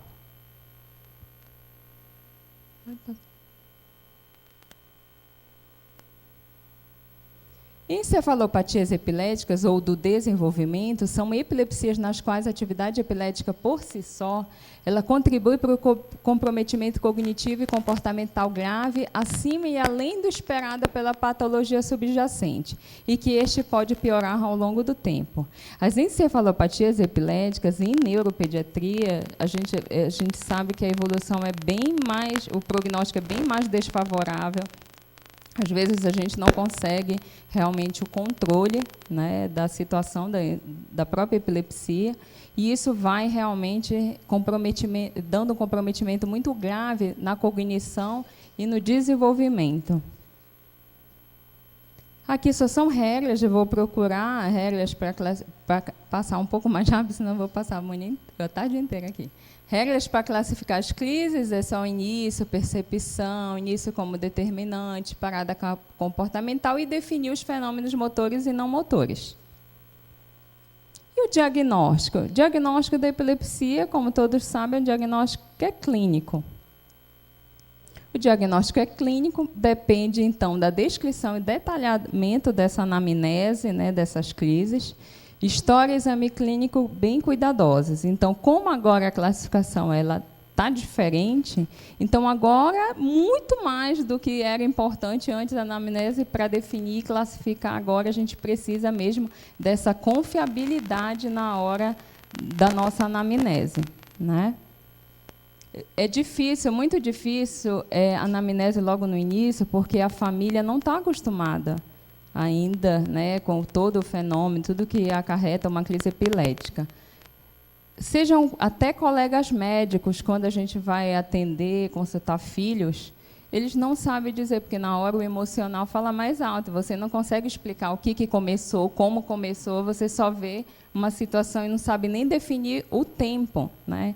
Que, eu não sei, pelo amor de Deus, eu não sei, ajuda minha filha. É assim que chega para a gente. E são pessoas até esclarecidas, como eu falei, colegas médicos.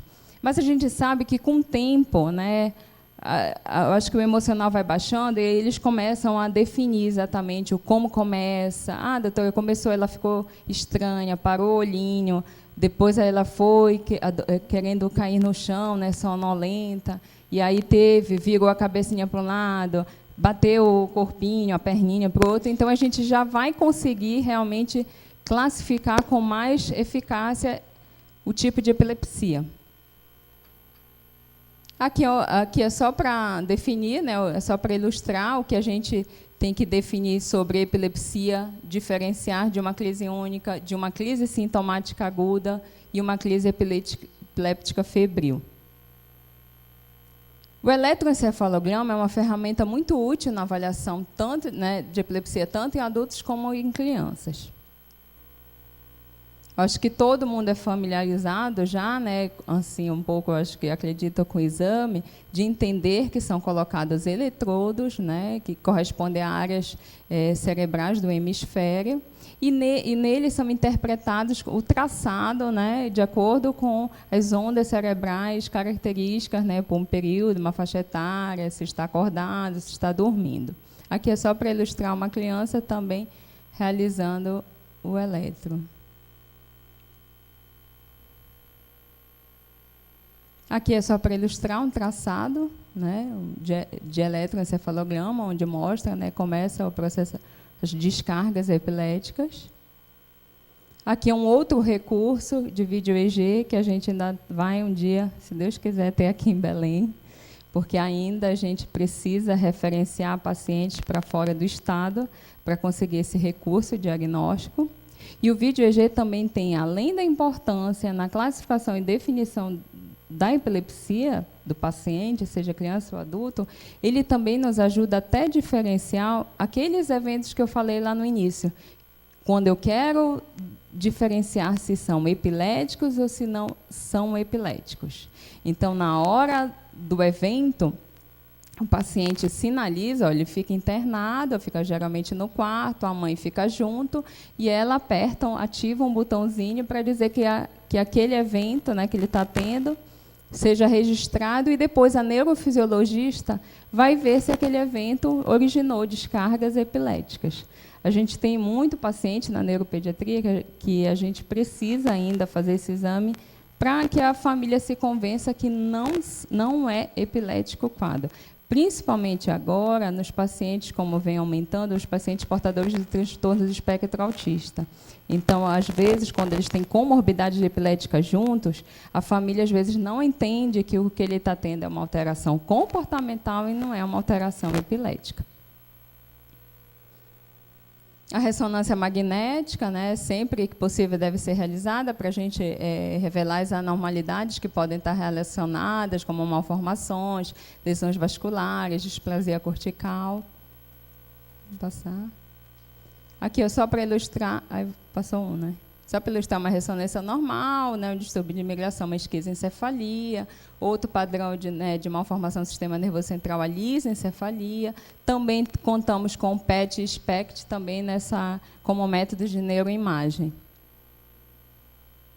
Diagnóstico diferencial, então existe uma gama, né, de diagnósticos diferenciais, né, para epilepsia, que são situações que têm eventos paroxísticos, que podem simular até eventos epiléticos. Aqui a masturbação infantil, que também é denominada síndrome de gratificação infantil, é um grande diferencial também com a epilepsia, porque os pais eles acreditam que seja um evento epilético. E quando a gente fala que é uma masturbação infantil, eles ficam com raiva e muitos não voltam ao consultório, porque acham que é uma ofensa quando a gente diz isso, que a filhinha está fazendo uma masturbação e não um evento epilético. E agora eu vou falar mais... quanto tempo eu tenho? Vou tentar ser o mais breve, porque a gente já está atrasada. Particularidades na infância. Eu selecionei algumas situações para falar de modo mais rápido sobre epilepsia, né, que são geralmente mais frequentes na infância e na adolescência. Epilepsias autolimitadas da infância. Epilepsia benigna com paroxismos centrotemporais, você já ouviu falar em epilepsia rolândica. É uma epilepsia muito frequente em pediatria, né? É uma síndrome epilética parcial, com início entre 3 e 13 anos de idade. Geralmente, a crise é desvio da rima labial para um lado, celalorreia, contrações hemiface. Pode não haver perda da consciência. Habitualmente, a criança corre em direção aos pais. Ela é incapaz de falar. O pai relata bem que ela está querendo falar e ela não consegue, apontando para a sua própria boca, né, para tentar falar. Duração, geralmente, de 1 a 2 minutos. E a crise pode tornar-se do tipo generalizado, especialmente quando ocorre durante o sono. O EEG mostra algumas ondas agudas nas regiões centrotemporais, por isso que ela é dita, né, centrotemporais, e é um diferencial, um recurso que o eletroencefalograma nos dá também para definir esse diagnóstico como epilepsia rolândica. O tratamento de escolha consiste no uso de agentes, né, com uma boa cobertura para as crises parciais. Remissão de crise entre 2 a 4 anos após o início da epilepsia, sem repercussão sobre o desenvolvimento e aquisições cognitivas. Ainda tem autores, né, pesquisadores, que ficam ainda em discussão se deve tratar ou não. Eletroencefalograma, só para mostrar, né, as descargas centrotemporais. Pode passar. Epilepsia da infância com paroxismos occipitais, tipo que a gente fala tipo Panayiotopolos, é também uma outra, né, epilepsia frequente também da infância. Podem ocorrer entre 1 e 14 anos de idade, pico de aparecimento ao redor de 4 a 5 anos de idade, crise versão ocular cefálica e vômitos que podem evoluir para as crises tônico-clônicas. Essa definição de epilepsias autolimitadas é o que a gente falava anteriormente de epilepsias benignas da infância. Eu ainda estou falando sobre as benignas. As crises duram poucos minutos até horas, 2/3 das crises são noturnas, 1/3 das crianças apresentam crise única, a frequência das crises são baixas. A cefaleia, a dor de cabeça, é frequentemente observada na fase equital ou pós-equital, né? E o tratamento de escolha, geralmente a gente escolhe carbamazepina, oxcarbazepina, vão oferecer um bom controle. Aqui é o padrão, né, do eletroencefalograma. Pode passar. Aqui já seria o outro tipo de paroxismos occipitais, que é denominado como tipo Gastou. Então, início entre os 3 anos e os 16 anos, pico de aparecimento ao redor de 8 anos. A característica da crise é a alucinação visual elementar. Então, padrões circulares multicoloridos, que levam de segundos a minutos. Então, é aquela criança que relata, né, aquele fenômeno de alucinação, e quando a gente vai fazer o eletroencefalograma, né, pedir, vem aqueles paroxismos nas regiões occipitais. E o período pós-ictal, a criança pode apresentar cefaleia e vômitos semelhante a um quadro de enxaqueca. Por isso que, na verdade, o neuropediatra, numa situação até de cefaleia, de enxaqueca também, a gente costuma solicitar um eletroencefalograma, não pensando na enxaqueca em si, mas para fazer diagnóstico diferencial com essas situações. Geralmente, a crise evolui com comprometimento da consciência, crises hemiclônicas ou crises tônico-clônicas. O EG, né, como eu falei, mostra os paroxismos em regiões occipitais, remissão em 2 a 4 anos, em 50% a 60% dos casos, e a carbamazepina ainda proporciona um bom controle em 90% dos pacientes. Aqui seria só para mostrar, né, o que eles relatam, como que eles visualizam, né, na hora do fenômeno da crise, né, relatado. Aqui é só para mostrar a relação com o eletroencefalograma, principalmente quando pede para fechar os olhos e abrir os olhos, quando aparecem as descargas epiléticas. E dentro agora, as epilepsias que antes eram denominadas idiopáticas, agora elas geralmente, nas novas classificações, são denominadas genéticas.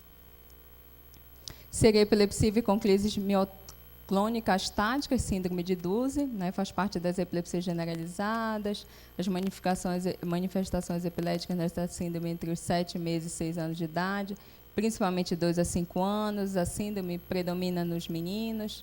Características são as mioclonias, mioclônicas astáticas e a ausência de componentes tônicos ou clônicos. Geralmente é aquela queixa que a criança perde o tônus, ela cai, ela tem uma mioclonia e ela perde o tônus.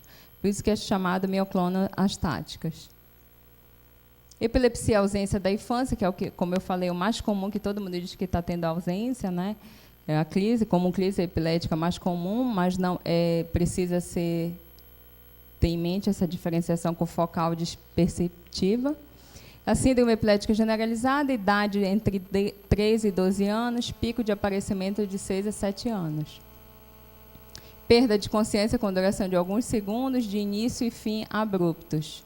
Né? E o EG ele tem uma característica bem específica, né? Quando a gente olha, às vezes, por um exemplo, quando eu não tenho, às vezes, uma história que a mãe não define muito bem essa crise epilética, quando eu pego um eletro com essa característica, eu já penso, ele deve ter ausência, deve ter crise de ausência e, às vezes, ele nem percebe. É muito comum nessa entidade, quem percebe isso é a escola. Cai o rendimento escolar, a professora diz que está mais desatenta, mais distraído, sem muita atenção, e, na verdade, ele pode estar sofrendo de uma epilepsia de ausência. Eu já peguei um caso que chegou para mim que a criança tinha laudo de retardo mental, de um psiquiatra. Quando eu fui fazer a anamnese, eu conversei com a mãe, você faz o dever da escola com ele? Faço, doutora. Toda noite ele acerta tudo. E eu já achei estranho. Eu disse, vamos repetir esse eletro? Já tinha um outro eletro prévio dito sem anormalidades. Eu disse, vamos repetir, vamos fazer hiperventilação, que seria uma prova que nos ajuda. E foi detectado. E eu comecei a terapia específica, o menino começou a tirar boas notas, recuperou na escola, e eu me lembro que eu recebi, foi até meu esposo que recebeu essa carta, que meu esposo é neuroclínico, e pediam para desfazer o laudo, porque o menino estava bom, ele já tinha se curado da epilepsia. Não, ele ainda estava sendo tratado da epilepsia. Só que o que ele tinha, na verdade, eram crises de ausência, que agora a gente conseguiu controlar e ele seguiu o aprendizado dele normal.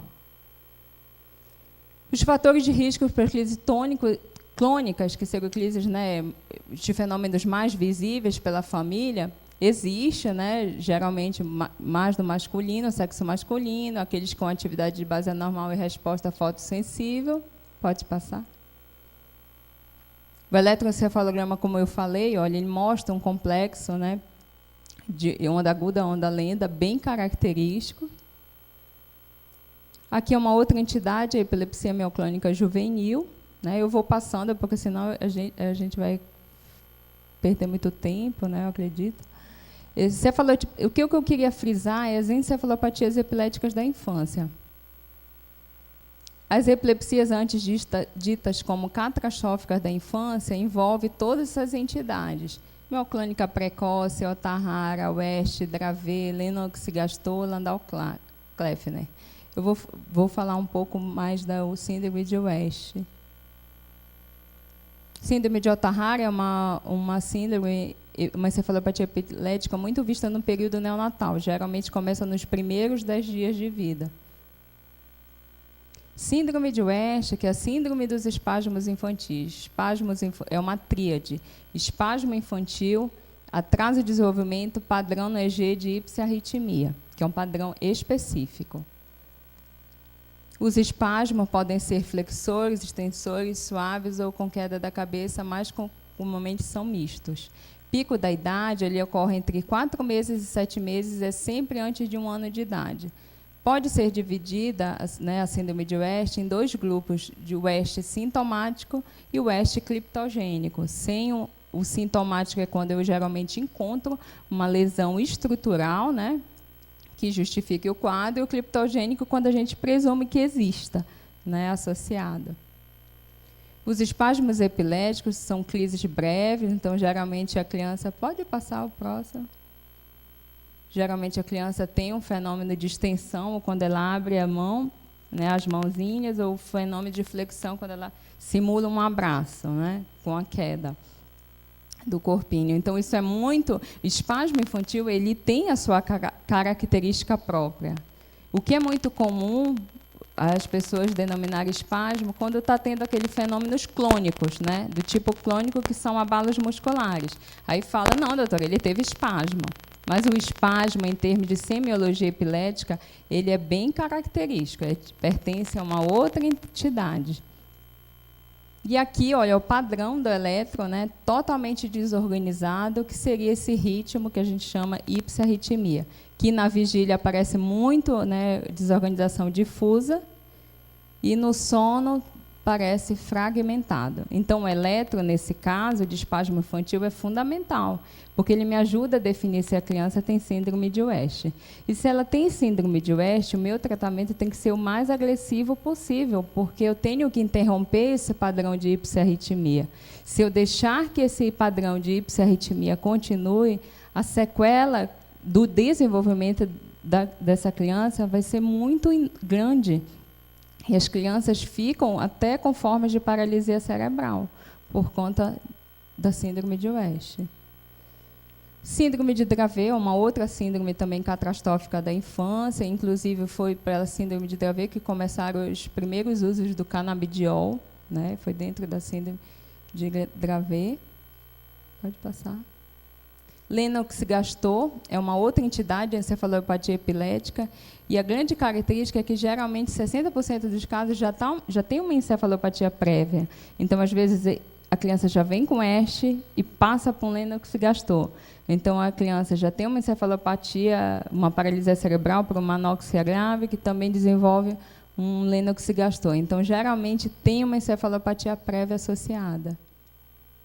Landau-Kleffner, né, é uma afasia epilética adquirida, né, é muito importante também nesses casos agora que a gente vê do autismo, então por isso que a gente insiste também em pedir um recurso do eletroencefalograma para ver se não tem nem uma alteração de ritmo cerebral, principalmente durante o sono.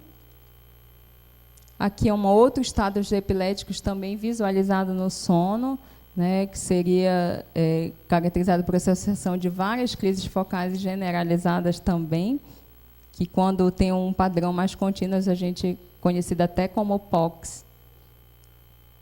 Estado de mal epilético, só vou falar rapidinho, só para demonstrar que tem um conceito amplo, né, e seu conceito operacional, que seria o atendimento já uma crise superior a 5 minutos. Aqui é um eletroencefalograma mostrando um estado de mal epilético. Os estágios do estado de mal epilético, né, que vão, olha, iminente, superior a 5 minutos, até chegando o super refratário, que seria superior a 24 horas.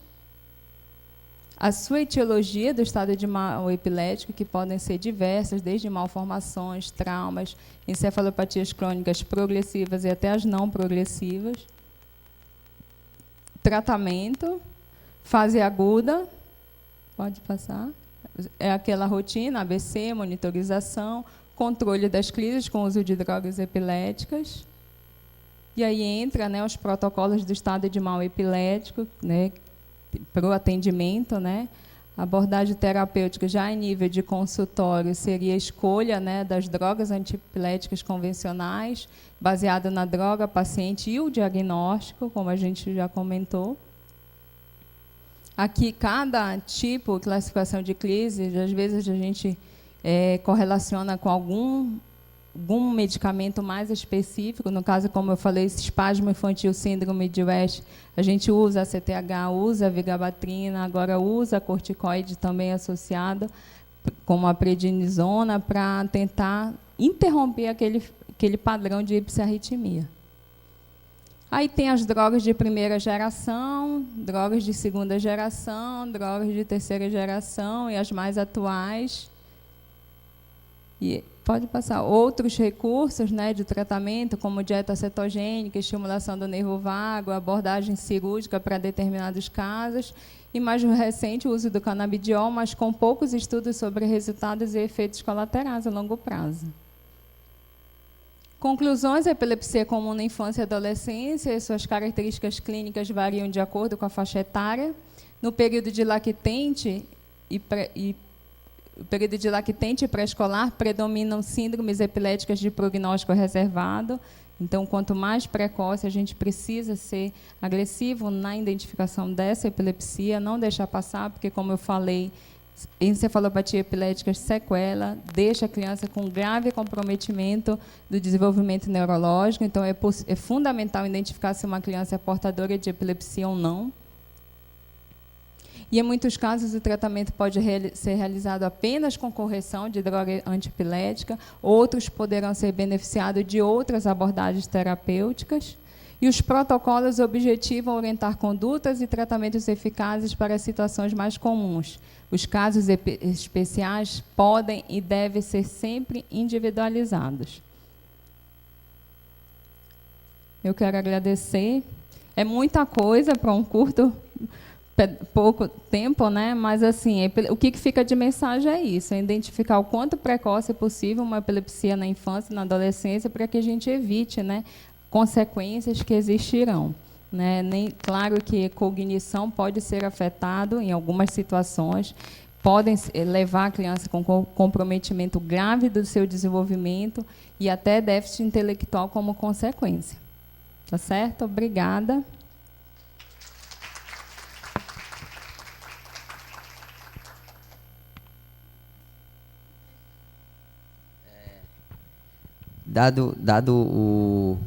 Obrigado, viu, Joelma? Realmente é um tema muito amplo dentro da epilepsia, a parte de epilepsia na infância. Mas, dado o tardado do horário, a gente tem espaço para uma pergunta. Alguém quer fazer alguma pergunta para a doutora Joelma? Uma, e aí a gente encerra, tá?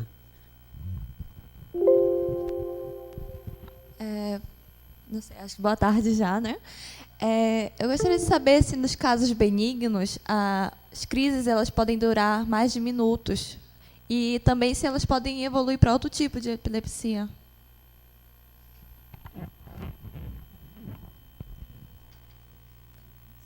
Na verdade, no início, é difícil a classificação, né, em determinar se é um processo benigno ou não.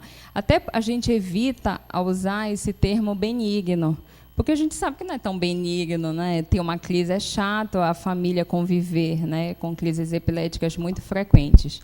Mas dentro dessas epilepsias que a gente chama autolimitadas agora, existem algumas que passam, sim, minutos, né, dependendo da causa. Agora, geralmente, muito raramente, se leva a um estado de mal epilético. Quando se começa dessa forma e se tem essa evolução, o neurologista, o médico assistente que está acompanhando a criança tem que rever o diagnóstico, porque não é comum, né? Então, o que a gente sempre pede? Numa crise febril, que seria aquela crise epilética com febre que chega no pronto atendimento, eu falo para a família, vamos acompanhar, mas pode ser o início de uma encefalopatia epilética, pode ser o início de uma outra forma de epilepsia, e não a crise febril, que seria, né, normal daquele período da infância. Então, a gente tem que ter muito cuidado nesse diagnóstico precoce e definir a epilepsia correta, que é para evitar esses tipos de surpresa, dizer, mas alguém disse que o meu filho era benigno e agora não é mais, então, possivelmente, alguma coisa lá atrás do seu diagnóstico não foi tão bem visto, né? Bem diagnosticado. Né? Por isso que a gente tem que orientar sempre os pais. Certo? Pessoal, obrigado pela presença. A gente volta às 14 horas, tá bom? Bom almoço.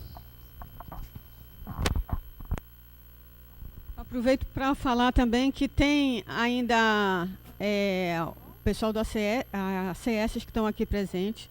Por favor,